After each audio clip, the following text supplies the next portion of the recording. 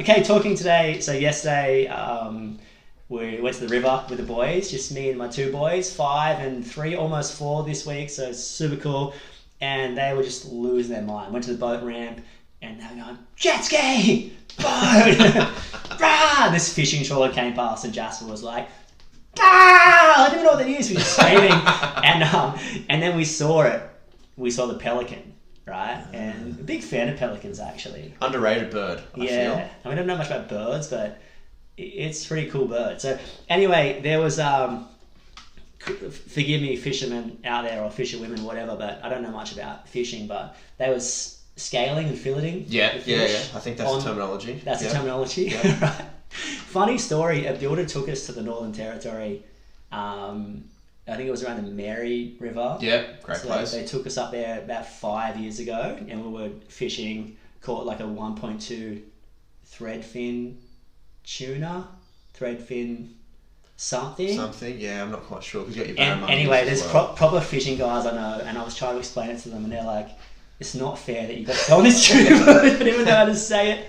Anyway, we were watching the pelican. They were scaling and filleting the fish, and the pelican was sitting like right at the spot, and they would throw it. I'm still impressed how they swallow those fish whole. Like it's very just like bang it in there and get it up. And it got me thinking about work and finding work, and specifically not just when you're starting out. You know, you're gonna have to find work along the journey of business. Yeah. And I think, you know, you've got to start out with work, and as you get staff on, you need work, and as you get through that work, you might need some more work, and that work runs out. And it got me thinking how often and overlooked the path of least resistance is. What's in front of you? Watching the pelican. It's like, he could be down the river, he could be downstream, he could be upstream, he could be in the ocean, but he's not. He's positioned himself where someone is just feeding him, throwing him food. You know, minimum effort, maximum return. Yeah. So, and it got me thinking, like, who do you know that can give you work? And that's a great question to ask. 100%. I think it's really important. What's in front of you? What's there? The pelican didn't have to work too hard, and it was getting fed, and it was happy. So, what's in front of you as a business owner? Who do you know? Who are your existing clients? Who are the clients you're working for at the moment? How can you leverage these existing relationships and these existing clients to generate more work?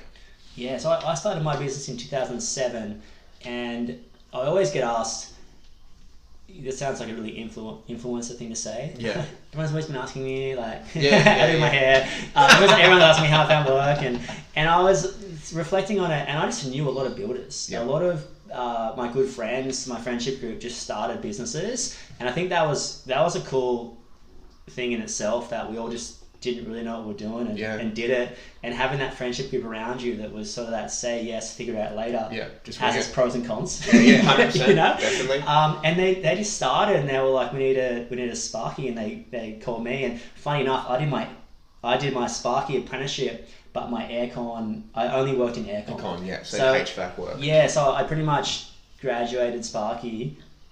No idea.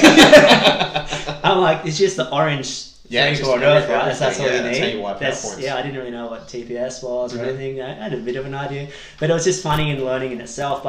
And I kind of fell into that work, and everyone always asks, "Oh, what's good work to fall into?" And I think it's just who's around you. Just open your eyes and have a look around. I like to work off the toddler theory. Yeah. And you know, you've got 3 kids, 3 boys. Yeah, I've got 2 boys. Yeah, boy dads. 5 boys between us. Yeah. And are you going again? No, we're done. Done? We're finished. I've had enough. He snipped? Snipped. Bang. Yeah, okay. Wow, okay, interesting. It's gone. Booked in 2 months after the birth we're of our like, third. We're like not in the middle of, I'm not saying not middle of trying, but like You'll never in the middle of it. discussing. And my mind, some mornings out with the boys, I'm like, this is the best, kids are the greatest. Other mornings I'm like, what? Like, what are we doing? Yeah. What's happening? Why are you hitting each other?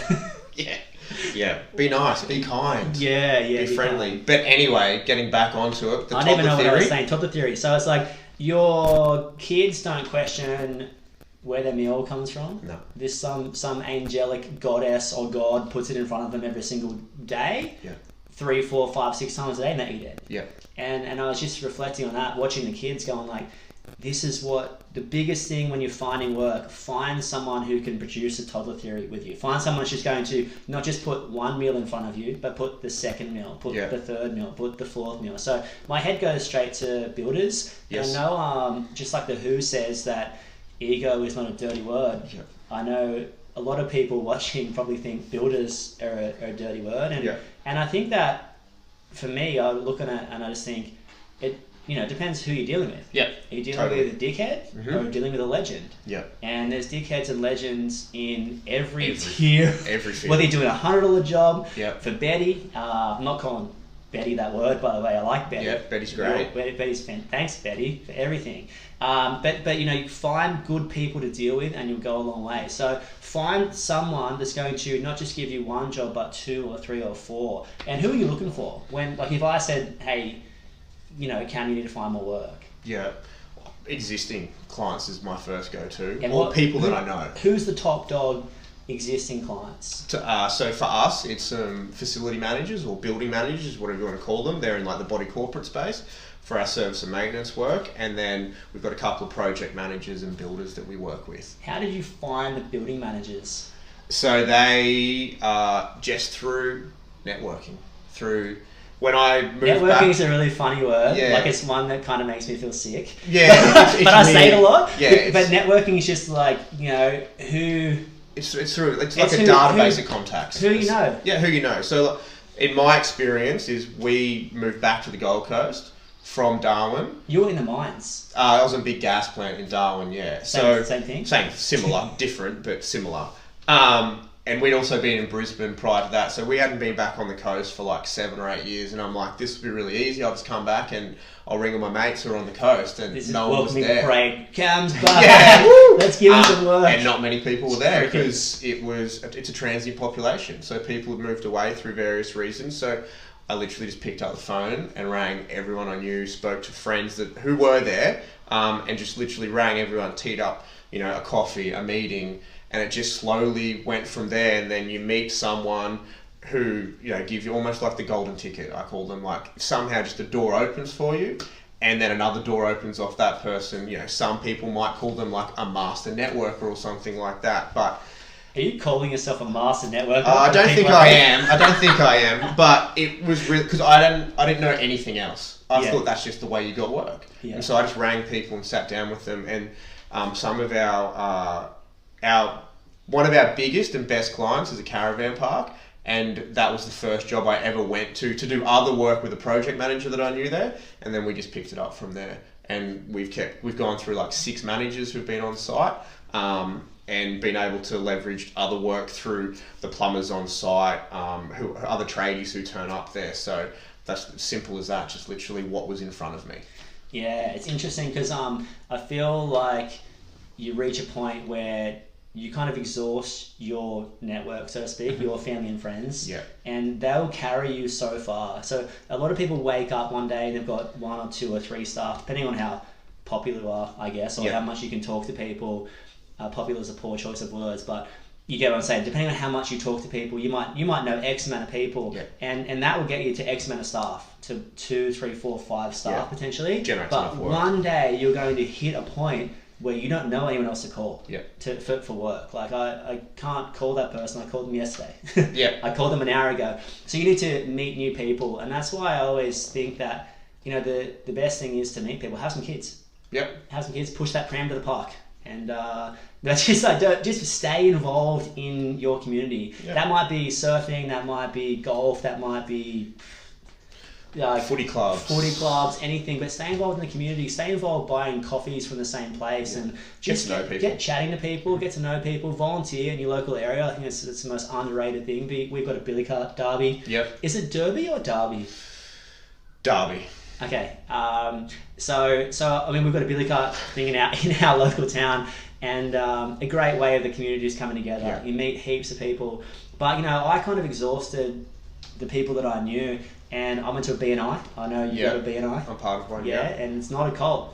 No. If you're watching this, It depends who you talk to. It depends on people's experiences and what you want to get out of it. But I literally have used it as a place to meet new people, because when I got back to the coast, I didn't know It's a anyone. way to find new people, right? A way to meet new people. Connect. Yeah, and I went there kind of not knowing much about what it was, and we met an IT technician, an IT guy, and he was like, oh, you'll come and do some work at my house? So yeah, sweet. Did some work at his house, and he was like, oh, we've got this student accommodation. And we ended up changing thousands of WAPs, right? Wow. Wireless access points. Whenever I say WAP, I'm only talking about wireless access point, religiously. And anyway, I underestimated the IT component with the toddler theory. So these IT companies are doing work for businesses. They have no intention of running any cabling or doing any server racks. Nor do they have the skill set. No, it's a pretty skilled kind of work. and what's next to data points? PowerPoints, right? And what happens at these startup businesses? They grow and they move and they grow teams, and now we need this and now we need that and now we need that. So I completely underestimated how much work that person can find for me. Landscapers, another thing. They can help out, definitely. Like this. They operate similar to a builder. They go from project to project, and at every step they need an electrician. Hey, who do they know? Call me, please. Not maybe. Please. Call me, please. Yeah, and particularly if you can develop a strong relationship with you, it becomes, I just call Crowie, or I just call Cam, because you're the problem solver for them. Make their life easy. We're all about making life easy, aren't we? Someone once said to me, the more problems you can solve, the more money you get paid. Yes. So I guess that comes back down to like staffing. You know, you've got 10 staff, you're solving more problems, more money should be getting paid, 100%. That kind of thing. But back to the work, find people that are going to give and gift you work. And we met a building manager around that time from BNI, funny enough as well, just a local dude from Bondi, a really nice guy. And he chipped us in. I went to this emergency call out, and you know when there's an emergency call out, but then there's an emergency call out? It's just like piercing down rain, went there, this floor box was underwater, right? No. And anyway, so I went there, sort of found the feed, disconnected it, turned it back on, got chatting to people. I like to talk to people, got chatting, and then that company ended up using us, and they still use us to this day. Just I don't even know how much work we've got through those two relationships, but it all came from putting myself in a spot to meet new people. And that doesn't have to be BNI, that can be anything, but I'm encouraging everyone to put yourself in a spot where you can meet people to use you, and not in a weird, gross way. It's like, hey, Cam, you let me be a coach? You don't even know who I am. No, but like, get to know people for people and build relationships. Build relationships, right? I know be you're real, genuine. About that. Yeah, exactly. So, but put yourself in a spot where someone is going to give you work repeatedly, because you know, there's nothing quite like looking at the schedule and seeing work booked out 6 to 8 to 12 months in advance. Or maybe the work's not really there per se, like a project. Maybe it's like, oh, I know in 2 months' time that'll have that. It's just the peace of mind with scheduling and holding on to staff when that's in place is second to none. So what's your advice to people in the Pelican theory? It's what's in front of you, but also put yourself out there. And if I just go off my experience through the business that we've got, all of our top 10 clients have all been relationship driven, or relationship received, however you want to look at it, and they're actually enjoyable to work with because you get to know them as people as well. They'll invite you along to outside of work functions or social events as well, and they genuinely you can connect as a person with them, and it actually makes work really enjoyable, I find, as well. So about putting yourself out there and leveraging what's in front of you. Yeah, and my closing tip is, you know, people want to work with good people, and you know, you might do an excellent job on site, that's great, and I think it's so important to carry that honesty and transparency and trust. You know, all healthy relationships are built on a foundation of trust. So someone calls you, you do the work, you speak about the amount beforehand or up front, and then you invoice them. They're not shocked by it, and they're like, how good was dealing with that person? I'm going to do that again. Everyone in this call watching would have had some kind of negative experience with a baguette costing twice as much as they thought, or a tradie come to your house and overcharge and overcook something. And I just think, do the right thing by everyone, and they all have networks. Yes. My mate once said, I know people who know people. And I was Yep. like, everyone you know knows people. So do the right thing, watch it come back around, and yeah, find people that are going to give you that repeat work. And once you get that relationship, really treasure that, and don't take the piss, because it's just not a good look. No, not at all. And happy hunting for work.